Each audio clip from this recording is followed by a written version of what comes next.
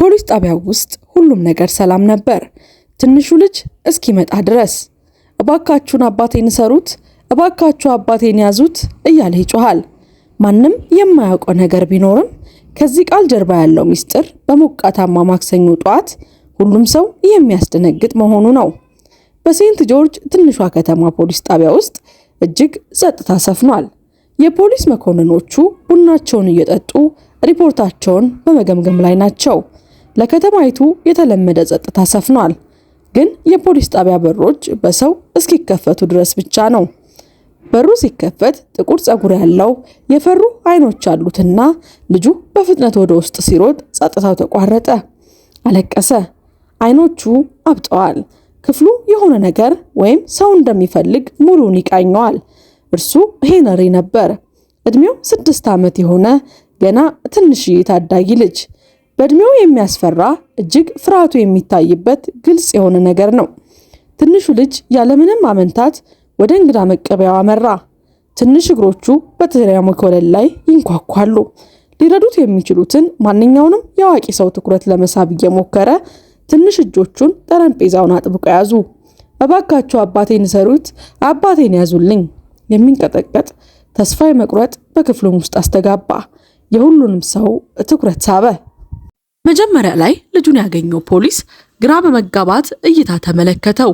አንዳንዶቹ ፖሊሶችም የቡና ስኒያቸውን አስቀመጡ። ሕፃኑ ሁኔታ አሁንም ሰዎችን እንዳስደነገጠ ነው።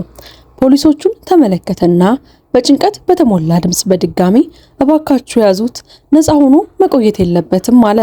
ወጣትና ለስላሳ እይታ ያላት ፖሊስ ሴት መኮንን ሜሪ ሮጠች መታ የልጁን ጩኸት ከቢሮዋ ሰምታ ለማረጋጋት ሞከረች። በእናትነት እይታ ርህራሄ ሄነሪን አነሳችውና ወደ ቅርብ ወዳገኘችው ወንበር ወሰደችው። ተረጋጋ፣ ናዚ ተቀመጥ። መኮንኑ በአይኑ ደረጃ ዝቅ ብላ ተቀመጠች። የተወሰነ ማጽናኛ ቃላትን ለመናገር ሞከረች። አሁን ደህና ነህ ትንሽዬው ልጅ፣ እዚህ ደህና ነህ አለችው በቀስታ ለማረጋጋት ጸጉሩን እየዳበሰች። የሄነሪ ትንሽ ልብ በፍጥነት እየመታ ነውና ትከሻዎቹ ይንቀጠቀጡ ነበር። እናም እንባ ፊቱ ላይ መውረድ ጀመረ። ፖሊሷ ሴት ለማጽናናት ማውራቷን ቀጠለች።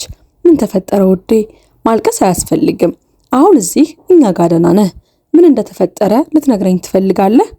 ቃላቶቿ ምንም እንኳን ርህሩህ ቢሆኑም የፈራውን ትንሽዬ ልጅ ልቡ ላይ አልደረሱለትም። ፖሊሷ ሜሪን ሸሚዟን አጥብቆ ያዘ። አይኖቹ አሁንም በእንባ ተሞልተዋል። ፖሊስ ጣቢያው አዳራሽ አሁን በግራ መጋባትና በጭንቀት ድብልቅልቁ ሞልቷል። እያንዳንዱ ፖሊስ አሳሳቢ እይታዎችን እየተለዋወጠና የዚያን ልጅ አባት ምን አደረገ እያለ በሹክሹክታ መነጋገር ጀመሩ።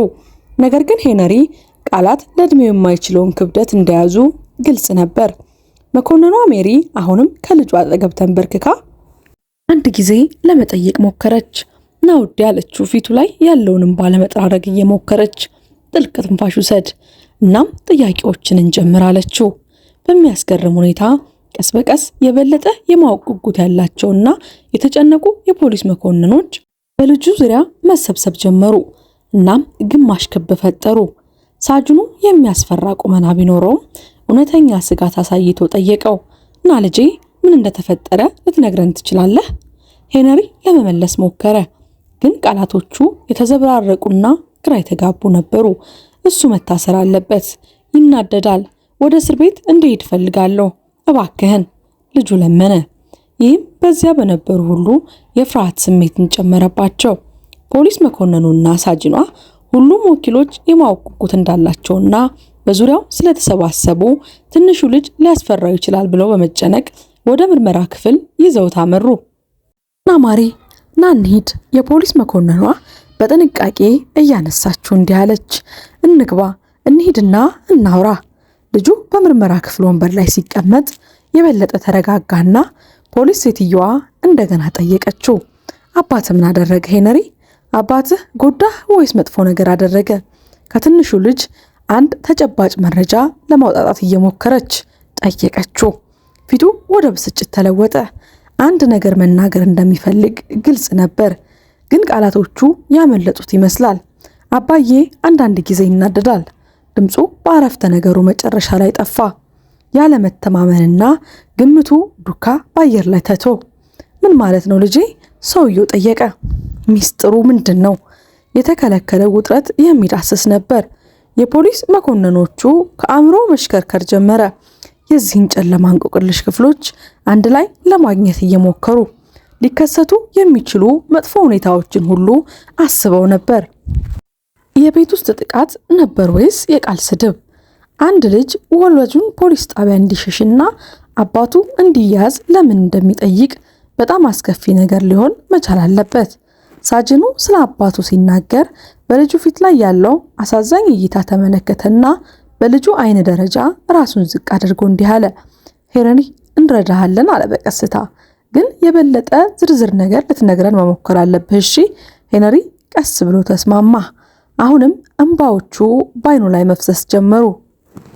ጥቂት ጥያቄዎችን ጠይቀሃለሁ። አንተም አዎ ወይ አይደለም ብለህ መልስ እሺ? ፖል ሐሳቡን አቀረበለት። አባትህ አሁን የት ነው ያለው? እቤት ነው? እቤትስ እንዴት ብለህ ወጣ? ሰውየው ጠየቀ። ልጁ እንባውን እየጠራረገ መለሰ። ደህና አባዬ ተኝቷል። በሩን ከፍቼ ወደዚህ ስሮጥ መጣሁ። ሳጅኑና ፖሊሷ ሴትዮ የሄነሪን ግራ የተጋባ ትረካ በተሻለ ለመረዳት ትኩረት ሰጡት። ሴትዮዋ በእናታዊ ድምጿ ጠየቀች። አባትህ በጣም ጠበኛ ነው እንደ ሄነሪ? ይመታሃል? ትንሹ ልጅ መልስ ለመስጠት ጊዜ ወሰደ። ምን ማለት እንዳለበት እያሰበ መሆኑ ነው። አዎ ጥቂት ጊዜ ተመትቻለሁ አለ። አይኖቹ ሰፍተውና አተነፋፈሱ ፈጣን ነበር። የመኮንኖቹ ምላሽ ወዲያውኑ ነበርና ውጥረቱን የበለጠ አባባሰው። ልጁ የሚኖርበትን ቦታ ጠየቁ።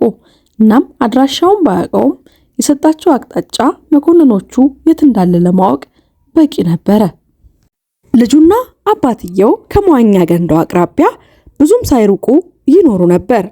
ስለዚህ ቤቱን መለየት በፍጹም አስቸጋሪ አልነበረም። ሳጅኑ ለልጅየው ጥያቄ ያቀረበለት። እናትህ የት ናት ሲል ጠየቀው። እናም ልጁ ለረጅም ጊዜ አላየኋትም ሲል መለሰ። እዛ የነበሩ ሁሉም የፖሊስ መኮንኖች ይህን ቃላት ሲሰሙ በጣም ደነገጡ። ልጁም አባዬ ለእግር ጉዞ እንደሄደች ነገረኝ፣ ግን ተመልሳ አልመጣችም። ሁኔታው ግልጽ እየሆነ የመጣ ይመስላል። የሆነ አይነት የቤተሰብ ጥቃት እንደሆነ እየደመደሙ መጥተዋል። እንዲሁም አንድ ሰው ልጁን ያለ እናት ማሳደጉና አሁንም ለእግር ጉዞ ሄደች ማለቱ በጣም እንግዳ ስለነበር ፖሊስ ጣቢያው በግርግር ተሞላ። መኮንኖቹ በፍጥነት ተንቀሳቀሱ። አስከፊውን ነገር ለመጋፈጥ ተዘጋጅቶ አንድ ቡድን ወዲያውኑ ወደ እነ ሄነሪ ቤት ተሰማራ። ሳጅኑም ወዲያውኑ በሬዲዮ ሰውየው እንዳያመልጥ ከፍተኛ ጥንቃቄ እንዲያደርጉ በሬዲዮ አስተላለፈላቸው መልእክቱን። ሄነሪ ድምፁ አሁንም እየተንቀጠቀጠ ቀጠለ። በየምሽቱ ይናደዳል። ከእንግዲህ መቋቋም እንደማይችል ሁል ጊዜም ይናገራል። ፖሊሶቹ ልጁ በትክክል ምን ለማለት እየሞከረ እንደሆነ ለመፍታት እየሞከሩ በጭንቀት እይታ ተለዋወጡ። ሳጅኑ ጠየቀ። አባትህ ከእንግዲህ መቋቋም የማይችለው ምንድን ነው ልጄ? የልጁ አይኖች በእንባ ተሞሉ። የፍሪጁን በር በኃይል ዘጋው። ፈራሁኝ። ጮኸ። እናም ወደ ክፍሌ በኃይል ሩጫ መለጥኩኝ። በቦታው የነበሩ ሁሉም ሰው ነገሩን ተረድተውት ነበር። ምስኪኑ ትንሽ ልጅ መታሰር ያለበት የአመፀኛ ሰው ሰለባ ነበር። እናም ሁሉም ወንጀለኛ ፖሊስ ጣቢያ እስኪደርስ ድረስ ጠበቁ። ይህ በእንዲህ እንዳለ በልጁ ቤት አባቱ ሮጀር በጥልቅ እረፍት ላይ ነበር። ሰውየው ተኝቶ ሳለ የፖሊስ መኪናዎች ከቤቱ ፊት ለፊት ሲቆሙ በድምፁ ነቃ። ቦታው አሳዛኝ ነበር። ፖሊሶቹ በቦታው ሲደርሱ ደነገጡ። የእንጨት ቤቱ የፈራረሰ ነበር። እዚህም እዛም የሸረሪት ድር። እናም ቤቱ ሁሉ የሚያስፈራ የሚመስሉ ቁጥቋጦዎች በውስጡ አድገውበታል። እጅን ከፍ አድርገህ ውጣ እያሉ በዋናው በር ሰብረው ፖሊሶቹ ወደ ውስጥ ገቡ። ሮጀር ለመከራከር እንኳን ጊዜ አልነበረውም። እናም ፖሊሱ በካቴና በማሰር ወደ መኪናው መውሰድ ጀመረ። ምን እየሆነ ነው? ለምንድን ነው የምታስሩኝ? ግራ ተጋብቶ ጮኸ። ዝም የማለት መብት አለህ። የምትናገረው ማንኛውም ነገር በፍርድ ቤት በአንተ ላይ ሊያገለግል ይችላል። ጠበቃ የማግኘት መብት አለህ። አቅም ከሌለህ አንድ ይቀርብልሃል። መብቶቹን ተረድተሃል ወይስ ፖሊስ ጣቢያ እንወስድሃለን? ከፖሊሶቹ አንዱ ተናገረ። በዚያን ጊዜ ሰውየው ፈራ። ምን ፖሊስ ጣቢያ? አይ ምንም አላደረኩም፣ ልቀቁኝ። ቤት ውስጥ ትንሽ ልጅ አለኝ ልቀቁኝ እባካችሁን እያለ መናገር ጀመረ። ፖሊሶቹም ተናገሩት። ልጅ ሄነሪ ፖሊስ ጣቢያ ነው፣ ጓደኛዬ ጨርሰሃል እና ወደ መኪናው ግባ። እናም ሮጀርን ወደ መኪናው እያጣደፉ አስገቡት። ልጁ ሄነሪ በፖሊስ ጣቢያ እንዳለ ሲሰማ በጣም ደነገጠ። ልጄ እዛ ምን እየሰራ ነው ንገሩኝ። እናም በጣም ደነገጠ። ፖሊሱ እንዲረጋጋ ነገረውና መኪናውን በፍጥነት ነዳው። ሮጀር ልቡ ሲመታ ይሰማዋል። ጭንቀቱ በተረቱ ልትወጣ ደርሳለች። ወደ ፖሊስ ጣቢያው ሲመለሱ የመኪናው ጩኸት ቡድኑ ከሄነሪ ቤት መመለሱን አበሰራቸው። አካባቢው አየር በውጥረት የተሞላ ነበር። ሁሉም መኮንኖች የሁኔታውን ዜና በጭንቀት ይጠባበቁ ነበር። በሩ ሲከፈት ያዩት ነገር በፍጹም ያልጠበቁት ነው። በእርግጥ ቀጭን ሰው፣ የገረጣ ቆዳ ያለው፣ ጥልቅ የሆኑ የድካም አይኖች እና በግልጽ በንጥረ ነገር እጦት ምክንያት ጡንቻዎቹ የደከሙ የሚመስሉ ሰው ከመኪናው ወጣ። ልብሱ ያረጀና የቆሸሸ የሚገጥመውን የህይወት አስቸጋሪ እውነታ ያሳያል። ሰውየው ምስል በእጁ ላይ አካላዊ ጉዳት አድርሷል ከሚለው ክስ ጋር በጣም ይቃረናል። ሰዎች በጸጥታ ጠየቁ። ሮጀር አሁንም በካቴና ታስሮ ግራ የተጋባና ተስፋ የቆረጠ ይመስላል። ምን እየሆነ ነው? ለምን እዚህ መጣው? ባለመተማመንና በፍርሃት ድምፁ እየተንቀጠቀጠ መጠየቁን ቀጠለ። በመጨረሻም አይኖቹ ሄነሪን ሲያገኙ የእፎይታና የበለጠ ጭንቀት ማዕበል ወረረበት። ልጁም አባቱን በዚህ ሁኔታ ሲያይ አልተጠራጠረም። እዚያ ማንንም ያልጠበቀው ነገር አደረገ። ክፍሉን አቋርጦ እየሮጠ በአባቱ እቅፍ ውስጥ ወደቀ። አባዬ! ልጁ አይኖቹ በእንባ ተሞልተው አባቱን አቅፎ ጮኸ። የሚከተለው ስሜት እጅግ በእንባ በስሜት የተሞላ ነበረ። ሰውየውም አይኖቹ በእንባ ተሞሉ። በፖሊስ መኮንኖቹ ፊት ያለው ትዕይንት ግራ የሚያጋባ ነበር። ልጁን እየደበደበው መስሎኝ ነበር አለ ሳጅኑ ባለማመን ወደ መኮንን ሜሪ ቀርቦ። አባትየው አሁንም ሁኔታውን ለመረዳት እየሞከረ ምን መደብደብ? ስለምንድን ነው የምታወሩት? ለምን በካቴና ታስሬ እዚህ መጣሁ? እና ልጄስ በዚህ ፖሊስ ጣቢያ ምን እየሰራ ነው? ሁሉም ሰው ቃላትን እየፈለገ እርስ በርሱ ተያዩ። ያኔ ነበር የትንሹ ልጅ ቀጭንና ንጹህ ድምፁ በክፍሉ ውስጥ ያለውን ጸጥታ የሰበረው። እኔ ነኝ ያሳሰርኩ አባዬ። ሮጀርን በተስፋ እየተመለከተው እንዲህ አለ። ምን? አንተን ያሳሰርከኝ? ግን ለምን? ምን አደረግኩ? ሰውየው ልቡ እየመታ ልጁን ጠየቀው። በሰውየው ፊት ላይ ያለው ግራ መጋባት ግልጽ ነበር። ልጁም ከዛ የፖሊስ መኮንኖቹን ተመለከተ፣ ነጥቦቹን ለማገናኘት እየሞከረ። ቀደም ሲል በውጥረት በግራ መጋባት የተሞላ ፖሊስ ጣቢያ አሁን በጸጥታ ተሞልቷል። አባትየው አሁንም በካቴና የታሰረበት ምክንያት እና ልጁ ያደረገውን ነገር ለመረዳት አልቻለም። እንደገና ተናገረ። አይኖቹ በጭንቀት በሐዘን አብጠዋል፣ ጨልመዋል። ሄነሪ ልጄ፣ አሳስሬሃለሁ ማለት ምን ማለትህ ነው? ለምን እንዲህ ታደርጋለህ ልጄ? ትንሹ ልጅ ጉሮሮው እንባ ሲቃ እየተናነቀው እንዲህ አለ። ትንሹ ልጅ ፊቱን ወደ ሰውየው ያነሳና በስሜት ተሞልቶ ሊያለቅስ እየፈለገ በጆሮ የማይሰማ ሹክሹክታ እንዲህ አለ። እንድትበላ ፈልጌ አባዬ። ቀላሉ ኑዛዜ በክፍሉ ውስጥ እንደ ቦምብ ወደቀ። ሁሉም ሰው ምንም ሳይረዳ ትዕይንቱን ትኩር ብሎ መመልከት ጀመሩ። ድምፁ እየተንቀጠቀጠ ቀጠለ። ዛሬ ቴሌቪዥን ላይ አይቻለሁ አባዬ። እስር ቤት ውስጥ ያሉ ሁሉም ሰዎች በቀን 3 ጊዜ ምግብ ያገኛሉ። እንባ አሁን በልጁ ፊት ላይ በነፃነት እየፈሰሰ ነው። ያችን ምሽት አስታውሳለሁ። ስታለቅስ ሰማሁ። ወጥ ቤት ውስጥ ነበርክ። እናም ፍሪጁ ተከፍቶ ነበር። ለምን ምግብ የለም እዚህ እያልክ በጣም አዝናሃየሁ። ፍሪጁን በኃይል መተህ ስትዘጋውና ስትጮህ አይቻለሁ። በክፍሉ ውስጥ ማንም አልተነፈሰም። ልጁ በተናገረው ነገር ደንግጠው ነበረ። በሁሉም ሰው ፊት ሮጀር ምን እንደተፈጠረ አስረዳ። የሁሉንም ሰው ጥርጣሬ ማጠፋ። የተከሰተው ነገር ቢኖር ለልጁ መመገብ ቅድሚያ ይሰጥ እንደነበረ ነው። ምንም እንኳን እሱ ራሱ እየራበው ቢሆንም የአባት መስዋዕትነት መሆኑ ነው። ለልጁ ያለውን የማያወላውል ፍቅር መግለጫ ነበር። ሮጀር ሚስቱ ከሞተችበት ጊዜ ጀምሮ ልጁን ብቻውን እያሳደገ ነበር። እውነቱን በመንገር ልጁን ለመጉዳት መፍራቱንና እናቱ ለእግር ጉዞ እንደሄደች ሳይመለስ እንደቀረች ነገረው። ነገር ግን ይህ ልጁን አንድ ቀን ተመልሶ እንድትመጣ እንዲያስብ እንደሚያደርገው በፍጹም አልገመተም ነበር። እርሱ ደግሞ ትምህርት ስላልነበረው ከባድ የገንዘብ ችግር ነበረበት። እናም በዛ ሰዓት ለወራት ስራ አልነበረውም። ለአንድ ሰው የሚሆን በቂ ምግብ ገዝቶ ሁሉንም ለልጁ ይሰጥ ነበር። ሰውየው እምብዛም አይበላም። እናም የተመጣጠነ ምግብ እጦት አጋጥሞት ነበር። ይህም ትንሽየውን ልጅ በደንብ ያየው ነበር። ግን ሄነሪ ተኝቶ ከሄደ በኋላ ተስፋ መቁረጥ ምስኪኑን አባት የሚመታቸውን ምሽቶች ይመለከት ነበር።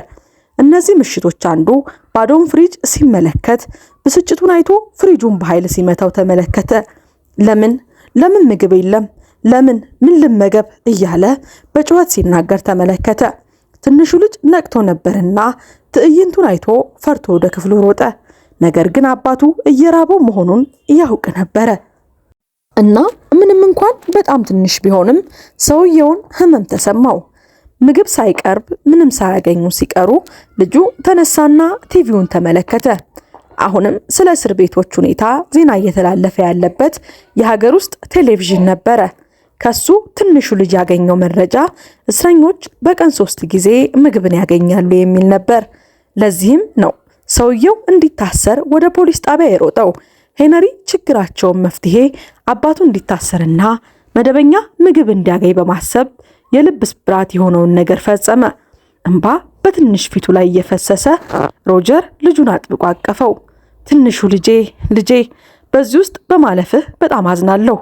ብዙዎቹ የፖሊስ መኮንኖች አባት በመሆናቸው በራሳቸው ሆድ ውስጥ ሐዘን ተሰማቸው። በፊታቸው ያለው ሁኔታ በብዙ ቤተሰቦች በተለይም በአስቸጋሪ የኢኮኖሚ ጊዜያት የሚያጋጥሟቸውን ችግሮች የሚያሳዝን ማሳያ ነበር እና ስለ የቤት ውስጥ ብጥብጥ ክሶች ምርመራ ሆኖ የጀመረው ነገር በህብረተሰቡ ዳርቻ ላይ የሚኖሩ ብዙ ሰዎችን የሚያሳይ ግልጽ የእውነት ነጸብራቅ ሆነ።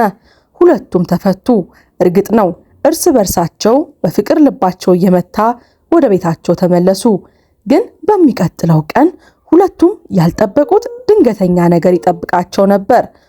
ሁለቱም በሩ ላይ በርካታ ሰዎች ቆመው ሲያንኳኩ ከእንቅልፋቸው ነቁ። ሲከፍቱት የሚያስደንቅ ትዕይንት ገጠማቸው። የበርካታ የማህበረሰብ አባላት ከፖሊስ ጣቢያው መኮንኖች ጋር አብረው በዚያ በነሱ በር ላይ ነበሩ። እዚህ ትንሽ እርዳታ የሚያስፈልገው ሰው እንዳለ ሰምቻለሁ አለች ሜሪ በፈገግታ። ሮጀር ከድንጋጤው ከማገገሙ በፊት ሳጅኑ ቀጠለና በነገራችን ላይ በፖሊስ ጣቢያው ውስጥ የጽዳት ሰራተኛ ያስፈልገናል። ፍላጎቱ ካለ እባክህ አሳውቀን። በሰውየው አይኖች ውስጥ እንባ ፈሰሰ። ብቻውን መታገል ስለለመደ የእነዚህ ሰዎች ልግስና በጣም አስደነገጠው። እኔ ምን ማለት እንዳለብኝ አላቅም። አሁን እቀበላለሁ፣ እሰራለሁኝ። በጣም አመሰግናለሁ። ትንሹ ልጅ በርካታ መጫወቻዎች መጥተውለታል። ሲያይ እያለቀሰ ሮጠ። አሁን ሁሉም ያንተ ናቸው። እንባውን እየጠራረገ በትንሹ ፊቱ ላይ ያለውን ደስታ እያየ በጣም አስደሳችና የማይረሳ ቀን ነበር አለ። በሚቀጥለው ሳምንት ሮጀር ለመግባት በፍጹም የማያስበው ፖሊስ ጣቢያ ውስጥ አሁን የመስሪያ ቦታው መሸሸጊያውና በህይወቱ ውስጥ አዲስ ምዕራፍ ምልክት ሆኖለታል። ቀናት እያለፉ ሲሄዱ አባቱን ያሳሰረው የትንሹ ልጅ ታሪክ በመላው ከተማ ተሰራጨ። ማህበረሰቡ እንዲተባበርና ችግረኞችን እንዲረዱ አነሳሳቸው። የበጎ ፍቃድ ቡድኖች የልገሳ ትርኢቶችና የእርዳታ ፕሮግራሞችን ማደራጀት ጀመሩ። ማንም ቤተሰብ እንዳይራብ ወይም እንዳይቸገር ማረጋገጥ ጀመሩ። እናም በአባቱ ፍቅር የተነሳሳው አንድ ልጅ ቀላል የየዋህነት ተግባር መላ ከተማውን ለወጠው። ለሁሉም ሰው አንድ ዋጋ የማይሰጠውን ትምህርት አስተማረ። በችግር መካከል ደግነት፣ መተሳሰብ ሊያብብ ይችላል። እናም ቅን ድርጊቶች ሊታሰቡ የማይችሉ ውጤቶችን ሊያስገኙ ይችላሉ። ውድ የሀበናብ ክሮኒክልስ ተመልካቾቻችን ለዛሬ ልብ የሚያሞቅ ታሪካችን ይህንን ይመስል ነበር። ይህንን ፕሮግራም ከወደዱት ቪዲዮውን ላይክ፣ ቻናሉን ሰብስክራይብ እንዲሁም ሌላ ጊዜ የምንለቀው ቪዲዮዎች እንዲደርሳችሁ የደወል ምልክቷን መጫን አይዘንጉ። ለወዳጅ ለዘመዶ እንዲያጋሩልንም በትህትና እንጠይቃለን። ከዚህ ቀደም የሰራናቸውን ፕሮግራሞች ገብታችሁ እንድትመለከቱ እየጋበዝን እኛ ከወዲሁ ተሰናበትን። መልካም ቆይታ